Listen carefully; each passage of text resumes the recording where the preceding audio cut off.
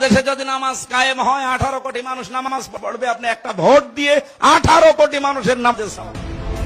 একদিকে রোজা আরেকদিকে হলো পূজা, একই মুদ্রা এপিঠ এবং অপিঠ।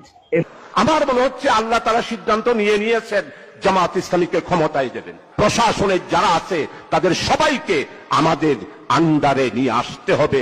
আমাদের কথায় উঠবে, আমাদের কথায় বসবে, আমাদের কথায় গ্রেফতার করবে, আমাদের কথায় মামলা হারাবে। এবার যারা ইসলামের পক্ষে ভোট দেবে তাদেরই ঈমান থাকবে, যাদের ইসলামের পক্ষে ভোট দিবে না তাদের ঈমান থাকার কোনো সুযোগ নেই।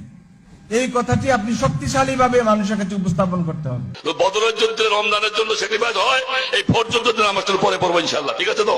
আমি ইমাম সাহেবকে অনুরোধ করছি একটু পরে নাও জামাতটা শুরু কর।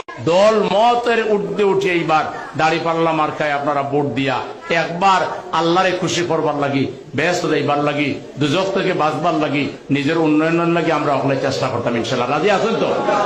ক্ষমতায় ছিল, বিএনপির ক্ষমতায় ছিল, আমি ব্যক্তি জাহান্নামী হয়ে গেলাম, আমার কোনো লাভ আছে?